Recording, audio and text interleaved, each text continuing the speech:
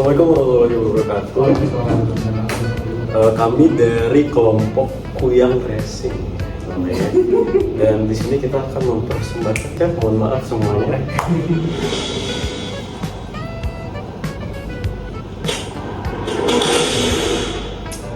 Oh, ini yang lu tunjukin kemarin. Ya. Jadi itu adalah preview dari game board kami ya. Nah, game board ini namanya adalah The Enigma Case Mystery Behind the London Fog. Nah, lanjut kita ini kelompok kami. Jadi sini ada Anggita, Alifa, Mati, Medina, saya sendiri dan Galih. Untuk Galih dan Anggita karena ada hambatan jadi terpaksa untuk hadir secara daring, secara online. Oke, lanjut. Nah, lalu start. Ayo kita mulai pertualangan presentasi kita di sini.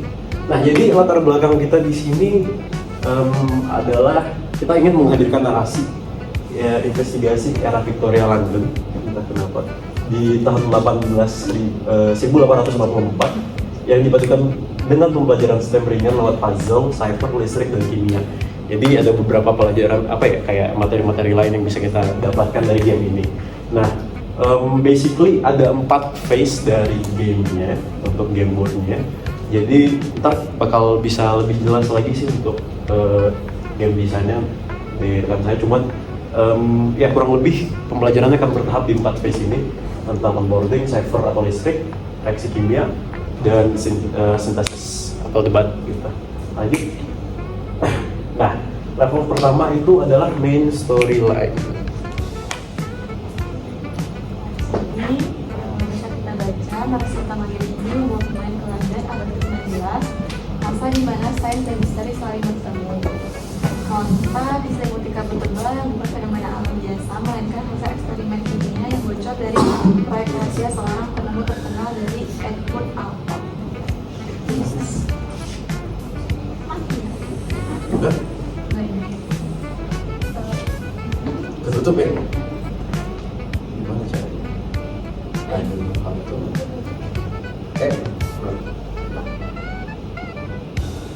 Lanjut aja, pemain ini berperan sebagai tim detektif independen yang bertugas mengungkapkan rahasia di balik proyek tersebut.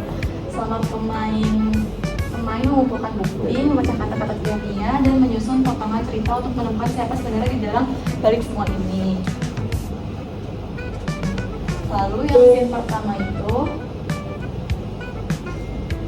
kita tuh akan mencari bukti, lalu diary transkripsinya, lalu menggabungkan blueprint file dan trigger ER pertama. Nah, dari tujuan dari scene pertama ini, kita akan menemukan bukti awal terkait hilangnya Dr. Alcott dan prototipe mesin kabut. Boleh next.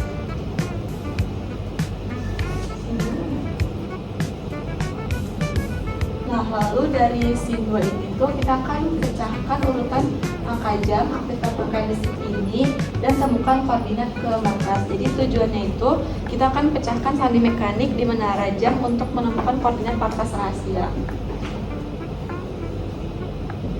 Nah, lalu scene ketiga ini kita akan menganalisis sial, yaitu green mist atau tenaga steam core battery, cegah mesin aktivitas. Tujuannya ini untuk menghentikan mesin kabut buatan dan menemukan siapa yang mengaktifkannya.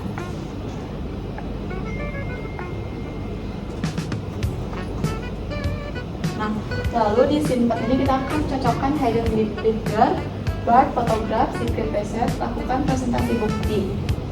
Jadi di sini tuh kita semua bukti mengarah ke markas rahasia dan enigma. Pemain menyusun seluruh petunjuk untuk membuka pintu rahasia. Tujuannya untuk gabungan sebuah bukti untuk mengungkapkan dalang sesungguhnya di balik game kita ini. Selanjutnya ada misinya. Yang pertama ada main object, mengungkapkan identitas dan hidden kriminal melalui deduksi logis dari 4 scene investigasi yang tadi, 4 scene tadi. Lalu ada special object-nya. Yang pertama, setiap pemain punya sub goal unik. Jadi setiap pemain itu memiliki subgoal unik karena kan kita memiliki 20 karakter. Dari 20 karakter tersebut itu memiliki misinya sendiri-sendiri. Nah, jadi untuk special subjektif itu sendiri itu per karakternya. Jadi misalnya kayak contohnya misi menyelesaikan cyber atau enggak menangkap tersangka gitu. Jadi tergantung karakter yang kita dapat nanti. Oh berarti Kartunya. berarti kayak kartu misalkan karakternya A itu punya misinya masing-masing. Iya. Oh. Tapi dari per scene itu mereka udah ditentuin kan, misalnya kan dari satu scene itu dia punya 4 karakter aja, jadi 4 karakter aktif gitu loh kak. I see. Next. Nah lalu ada secret object, pemain dengan peran dan hidden egg. Hidden criminal berusaha mengalihkan misi tanpa ketahuan. Nah, untuk level 3 sendiri ada exploration atau action. Nah, jadi peran pemain dalam game board ini itu ada papan pemain dalam game board ini adalah peta London tadi seperti yang dijelaskan oleh Alifa pada era abad di Victoria. Nanti dibagi menjadi 10 area investigasi. Nah, area investigasi tersebut itu ada di workshopnya Dr. Alcott, ada di Clock Tower Westminster, ada juga di Thames Laboratory, ada Baker Street Basement, ada Old Telegraph Station, ada Hyde Park Alley, ada Royal Archive, ada Underground Tunnel, ada Fort Blankton Docks, sama ada London Echo Office. Nah jadi pemain belum. Nah jadi itu pemain itu caranya berpindah dalam satu tempat ke tempat lain itu mereka dengan melempar dadu atau melalui kemampuan karakter itu tadi. Nah selanjutnya apa sih yang dapat dilakukan oleh pemain?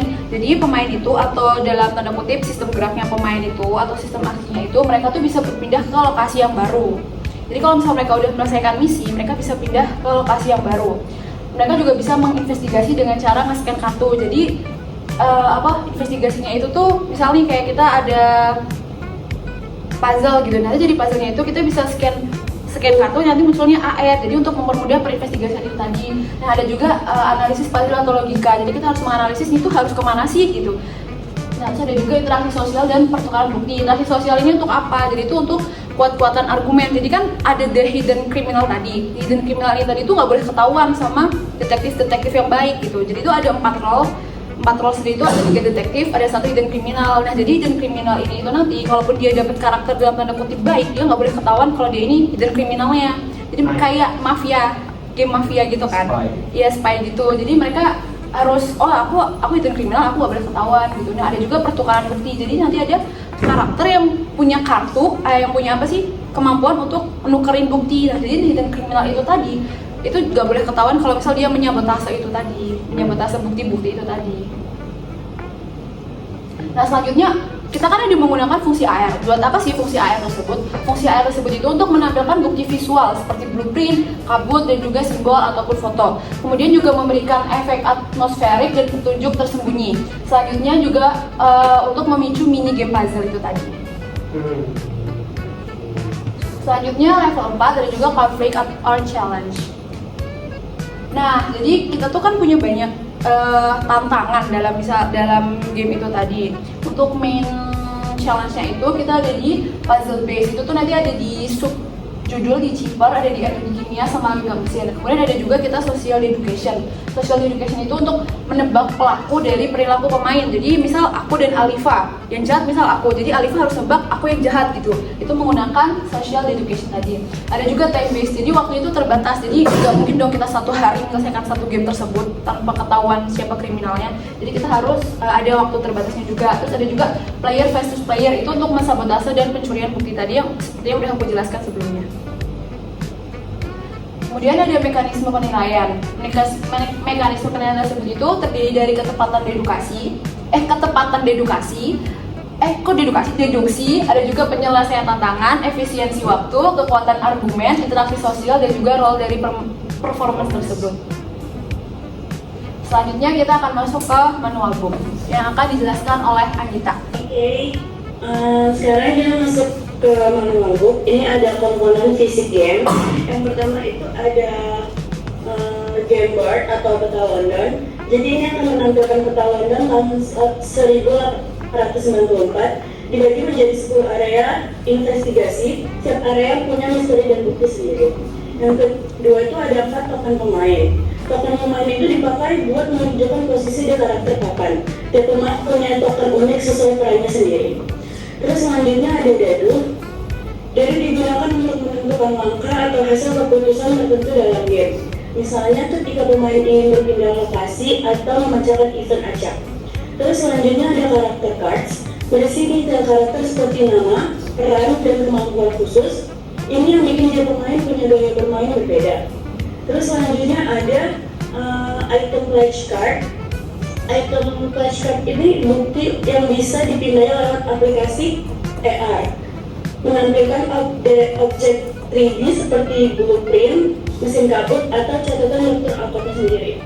Terus selanjutnya ada event atau mission card. Itu berisi untuk memberi tantangan dan kejadian acak. Jadi supaya awal permainan itu nggak monoton gitu. Contohnya kayak bisa berupa aktivasi mesin atau kabut atau muncul saksi baru. Terus selanjutnya ada marker cards. Marker cards itu berfungsi untuk menandai status area di papan. Misalnya area sudah diselidiki, sudah terkunci atau berbahaya. Yang terakhir itu ada buku panduan, itu menjelaskan seluruh aturan permainan, efek kartu, dan urutan giliran supaya pemain bisa mengikuti dengan jelas. Next. Nah, di sini ada setup awal permainan. Di sini yang pertama itu pilih karakter, satu pemain, satu kartu karakter. Yang kedua itu ada tentukan siapa yang diam-diam menjadi hidden criminal dari kartu draw. Itu tuh untuk pemain yang dapatkan yang tahu bahwa dia penjahat. Jadi itu sifatnya tersembunyi, identitasnya baru bisa terungkap di akhir game atau kalau ketahuan lewat interaksi. Yang ketiga itu ada letakkan token di workshop Dr. Alcott, itu di lokasi awal. Dari sini kita memulai investigasinya. Terus selanjutnya ada siap event atau mission card per skin. Itu disusun dan dibagi berdasarkan skin. Misalnya skin 1 fokus ke energi dan logika, misalnya skin 2 itu ke chipper mekanik dan seterusnya. Terus yang terakhir itu pastikan aplikasi AR Viewer aktif. Itu kita mengaktifkannya di perangkat masing-masing. Aplikasi ini digunakan untuk memindai item atau pledge card dan menampilkan bukti dalam bentuk 3D supaya pengalaman investigasinya terasa realistis. Next. Oke, jadi next ini contoh desain untuk cover boxnya.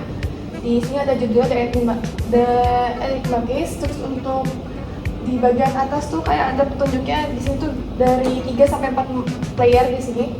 Terus harus lebih dari 12 tahun yang main. Jadi untuk labelnya ada situ. Terus untuk sebenarnya kalau itu kan belakang ya. Bagian belakang, kiri kanan tulisannya aja. Karena kalau bisa di store-nya dia miring tuh bisa masih kelihatan judulnya. Terus untuk bagian bawah itu ada logo Telkom, kemudian logo dari kami dan juga logo partnership-nya.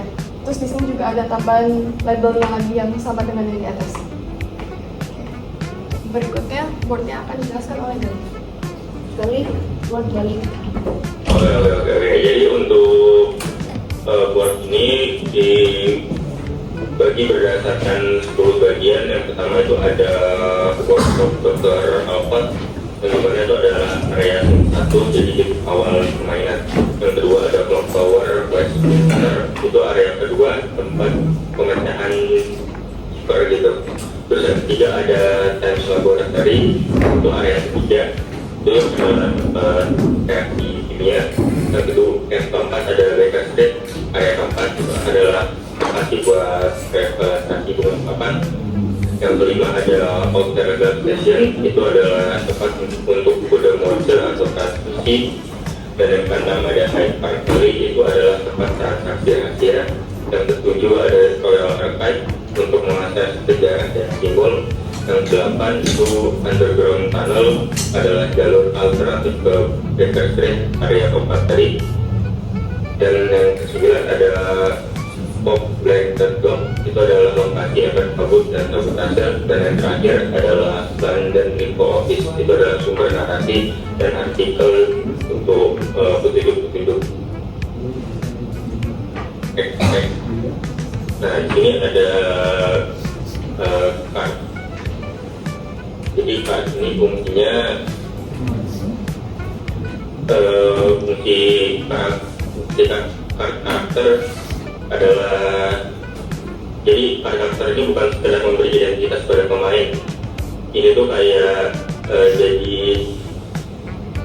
apa ya, istilahnya roleplay lah, karena karakter yang kita mainkan ini tuh seperti pion tapi dengan wajah yang berbeda gitu. Jadi karakter ini menjadi pelampung ekosistem lah istilahnya untuk deduksi sosial dan strategi ilmiah dalam game.